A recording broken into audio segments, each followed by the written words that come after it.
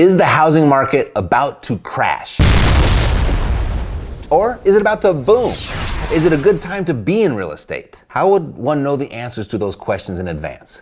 I mean, if you did know, what would there be for you to do? Well, I'm about to show you everything else that they're not telling you. But before we begin, click the subscribe button and ring the notification bell because I post cool stuff like this each and every week, and you don't want to miss it. Let's go!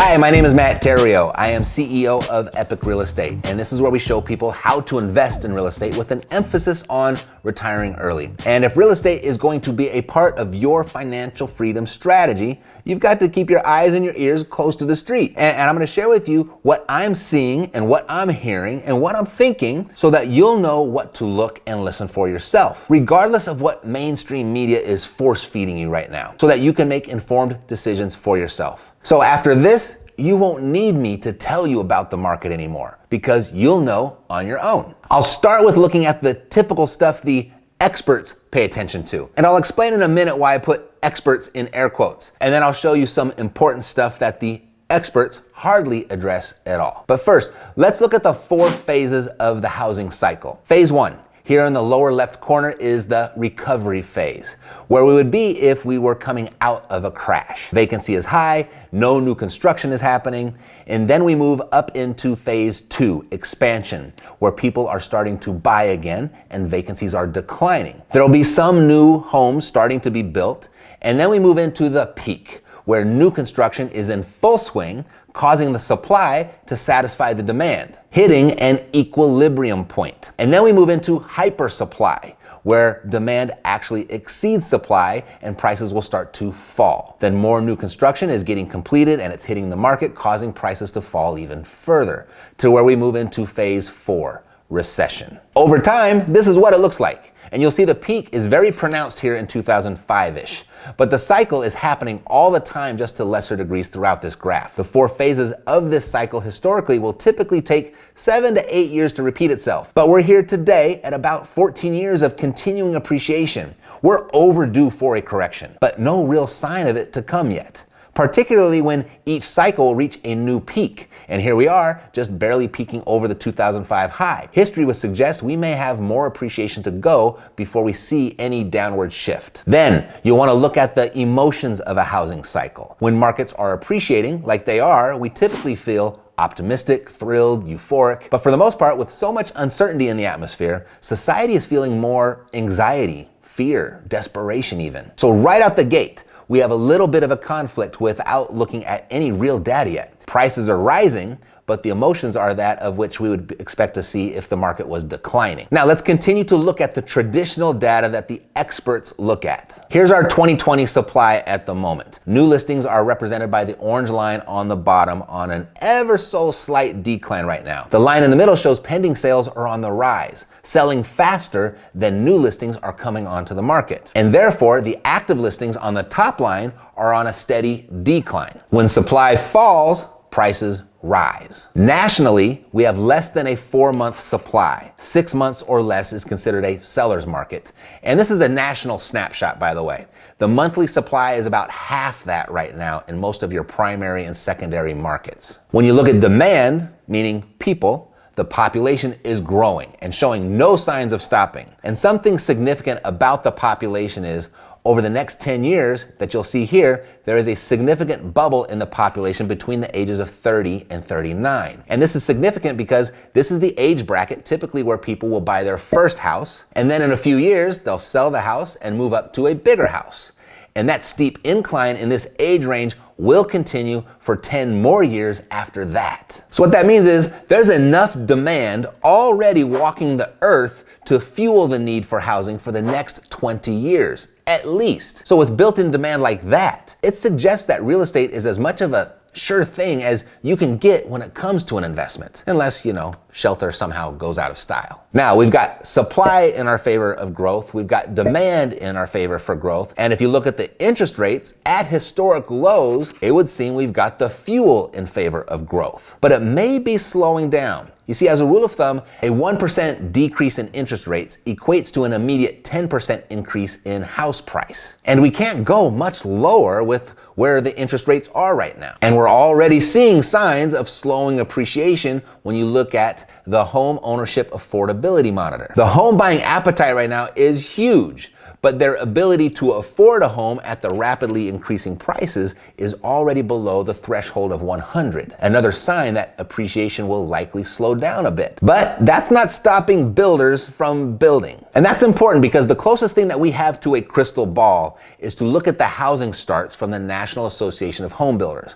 What are they doing? If we know that they're starting the building process today, the permit process could take 1 to 2 months or so. Commencing construction could take another 1 to 2 months more. And then to complete the build could take 4 to 6 months. That would be really fast, but that's about what it equates to. So housing starts today, what that does is it translates to new homes hitting the market in as early or as soon as 9 months, balancing out supply and demand. New home builders are very bullish right now on the housing market as represented by builder confidence, hitting an all-time high in September. As a smaller investor, this is data that we can leverage to our advantage to almost see the future. Now, based on what you've seen so far, smash the like button if you think it's a good time to be in real estate. Let's continue with the foreclosure data. How many people are paying their mortgage? What shape are current property owners in right now? Well, in April, newly delinquent mortgages spiked to 3.4%. We jumped to 7% of mortgage delinquencies in May, 10.3% in June. Now, I was looking at this data back in June and I was thinking, oh boy, here it comes. The market is about to crash. And it's gonna crash hard. But if we look at total mortgages delinquent in July, they started to decrease. And again in August. So what's going on here? With the loan forbearance granted per the CARES Act, it appears people were taking advantage of that in March and April, thus the spike in delinquencies.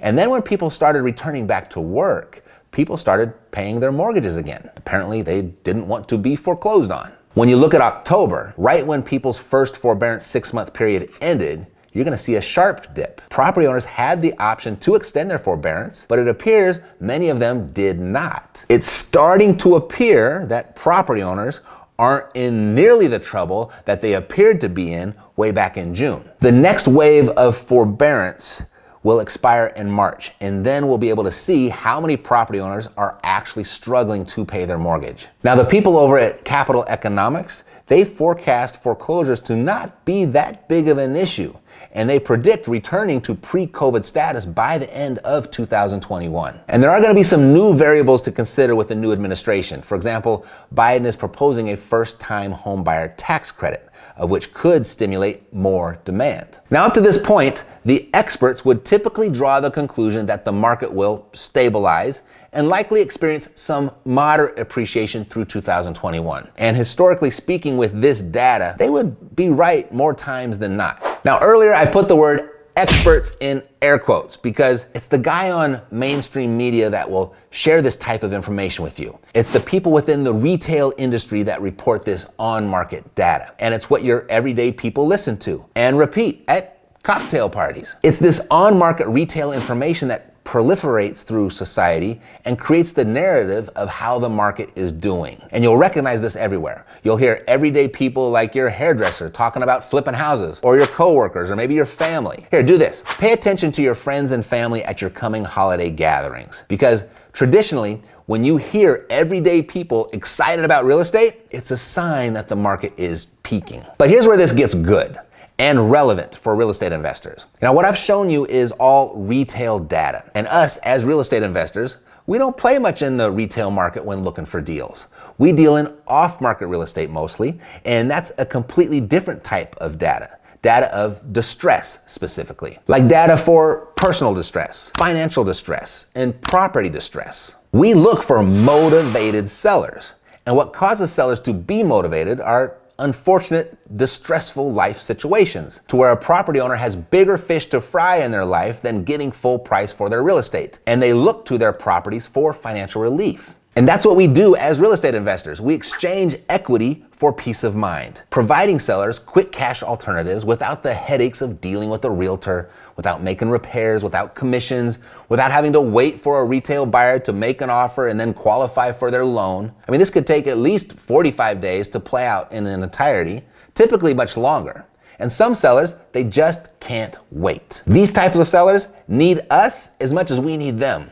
I mean, they're dealing with death and disease and divorce and drugs, job loss, evictions, foreclosures, liens, code violations, utility shutoffs, vacancies, frustration as a landlord, serious stuff like that. Knowing that life kicks everybody in the teeth every now and then, and it happens on a daily basis, regardless of demographics, regardless of neighborhood, regardless of price point, regardless of market conditions. Given these are the type of signals we look for during good times, what do these things look like when it's not so good? Like right now, still dealing with a pandemic. We all know what happened to unemployment back in March. It went through the roof, right? Due to the quarantine shutdown, but sharply started to return. And the recovery has slowed down a bit. And as of October, we sit at 6.9%. Nothing like the Great Recession, but there are a lot of people without jobs at the moment, resulting in a lot of financial distress. And you'd think that would show up in the National Multifamily Housing Council's rent tracker, but it's not so much. You see, in October, 94.8% of rents were paid. That's just 2% less than a year ago, pre-pandemic. So as the data showed, property owners aren't appearing to be in the big trouble we would think. Neither really are the tenants.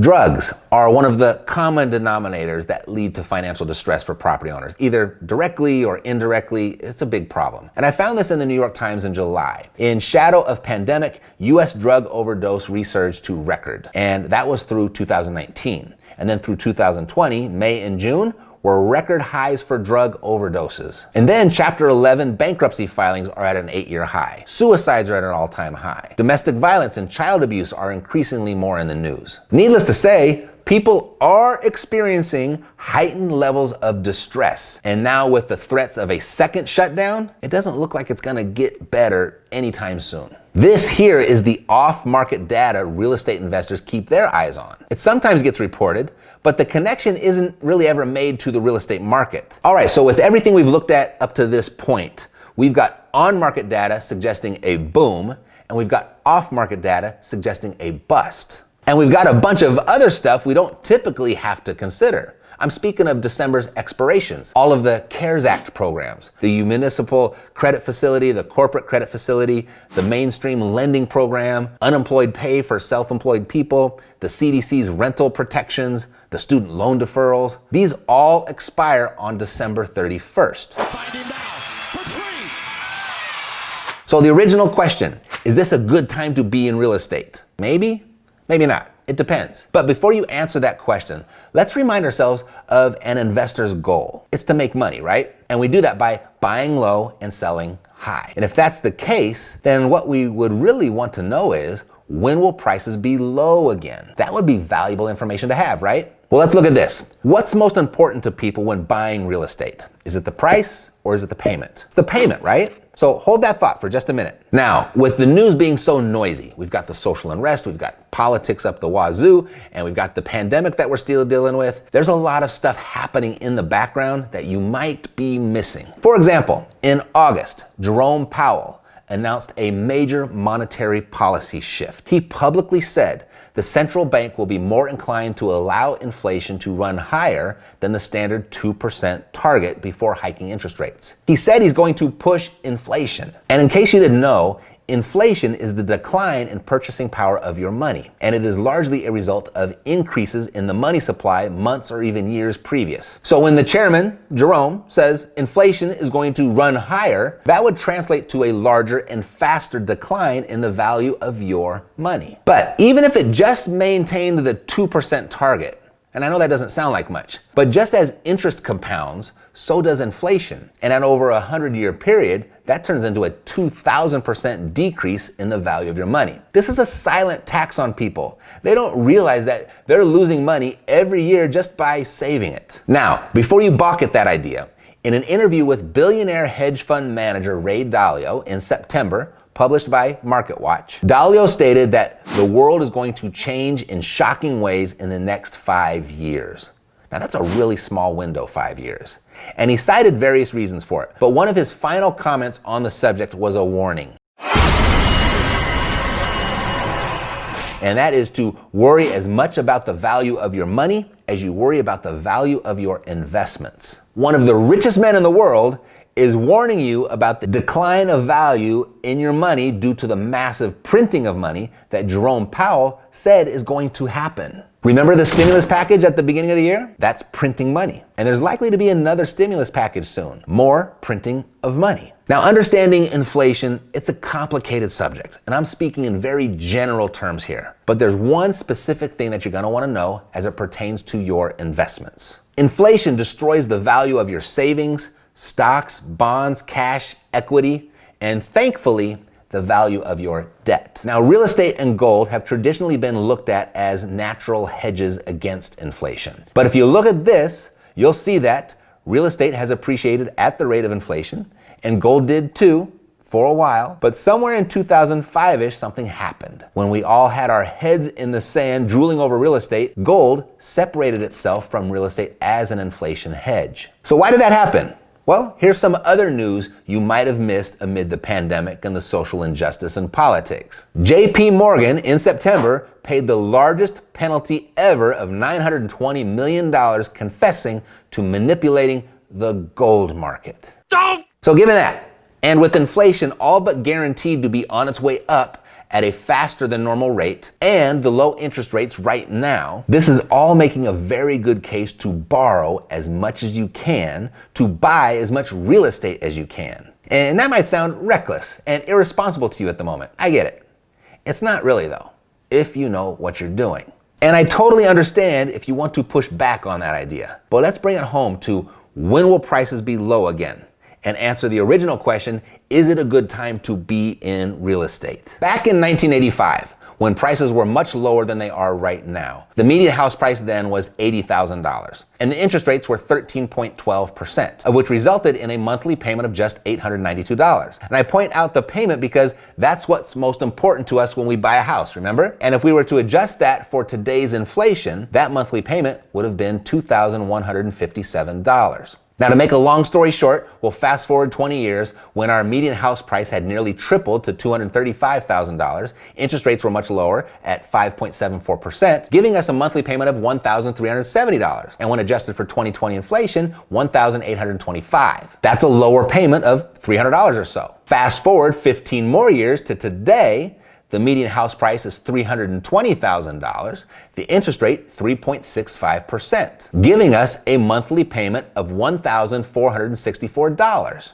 making today's median house approximately $600 more affordable per month than it was 35 years ago. This here is what the median monthly payment looks like when adjusted for inflation, and you are right here at just about a 45-year low. So, now you know when prices will be low again, like right now. And the question we're left with, is it a good time to be in real estate? Well, if you think yes, and you haven't done so already, let me know by smashing the like button. What we do know for sure is more change is coming. And in recognition of that fact, begin preparing by increasing your knowledge base, enhancing your skill set, and growing your relationships. If you'd like some help with any or all of that, in the same way that I've helped all of these people with their real estate investing aspirations, you'll want to go to reiasvip.com, answer a few short questions, and then you can pick a time for us to hop on the phone to discuss. So what did you learn? What did you notice? What did you like best about what you just saw? Share with me below in the comments. And who do you know that might also find this useful?